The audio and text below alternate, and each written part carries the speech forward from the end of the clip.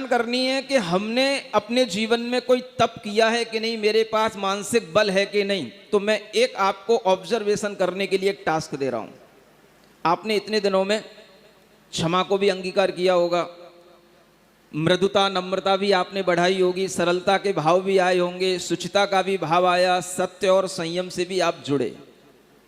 तप क्या करने के लिए आया अब आपके सामने? तप आपकी परीक्षा लेने के लिए आया है। आपके अंदर कितनी क्षमा है, वह क्षमा आपके अंदर कितनी बढ़ गई है, आपके अंदर नम्रता कितनी बढ़ गई है, इस बात की परीक्षा तप के माध्यम से होती है। इसलिए तप के माध्यम से हमारी आत्मा की परीक्षा की जाती है।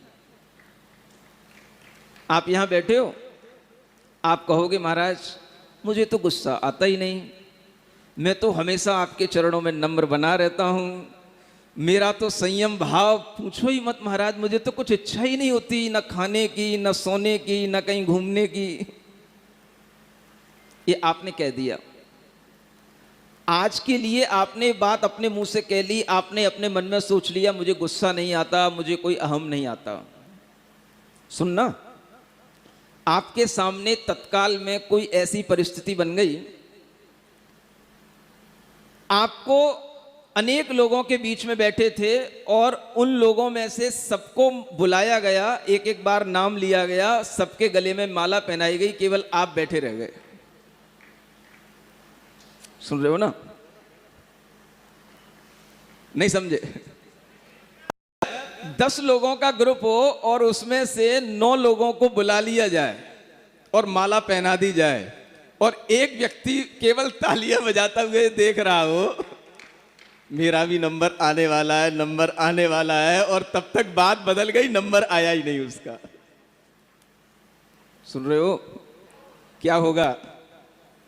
क्या हाल होंगे आपके? क्या आपके चेहरे की मिलानता होगी?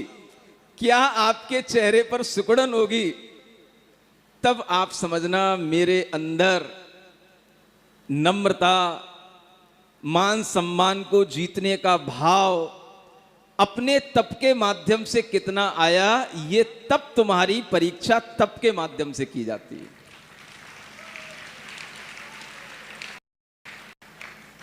मृदु माटी होती है, तपती है, तपने के बाद में वह घड़ा बनती है। तो तप के माध्यम से उसकी जब अग्नि परीक्षा हो जाती है कि हाँ यह पक्का बनने के लिए तैयार है, तब वह मृदु माटी ही घड़ा बन करके जब बाजार में आती है तो हर कोई उसको ठन ठन ठन ठन करके देखता है, और जब देखता है हाँ पक्का है तो सिर पर रख करके अपने घर पर ले जाता है।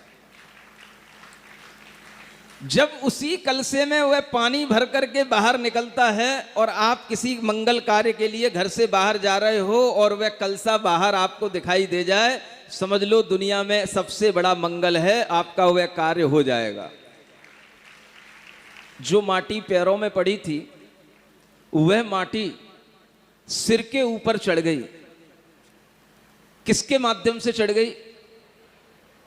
उसको सिर पर इतना रख करके व्यक्ति के अंदर गौरव का भाव आ गया, और जिसने उसको देखा उसके अंदर भी मंगल का भाव आ गया। आज तो मुझे भरा हुआ कलसा दिखाई दे गया, अब तो मेरा काम हो जाएगा। यह विचार करते ही आपको यह समझना है कि ये वही माटी है जिसे आप अपने पैरों से रौंदते थे, जिसके ऊपर आप थूकते थे, जिसके ऊपर आप अपना गंदा छोड़ते थे, ये वही माटी है। लेकिन यही माटी तप करके इतनी पवित्र हो गई कि आज सिर पर बिठाने लायक हो गई। ये महिमा किसकी है?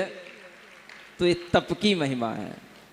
इसलिए आपसे कह रहा हूं, जो भी लोग ऊंचे बनते हैं, पदों पर आते हैं, किसी भी तरह की प्रतिष्ठा